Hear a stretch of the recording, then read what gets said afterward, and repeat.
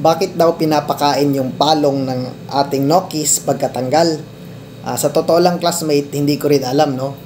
Ginagawa ko rin yan dati kasi yun yung nakikita ko nung bata pa ako.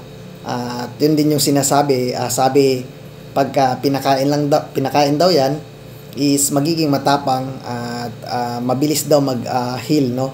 Yun yung sabi. Wala namang scientific proof doon, so ngayon tinigil ko na yan, no?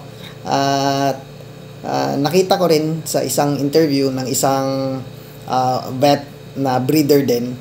Sabi niya, nataon lang daw siguro dati nung nandito pa yung mga Amerikano, stag madalas yung tinitrim. So, sayang naman daw kasi yung protein, kasi protein daw po yun. Kaya, syempre, nakalibre ka na ng protein, ibibigay mo na lang din sa kanya. Yun lang yung sabi nila. Pero, para sa akin naman, hindi ko na ginagawa, no? Kasi mayroon naman na tayong mga vitamins, parang feeling ko unnecessary na siya, no?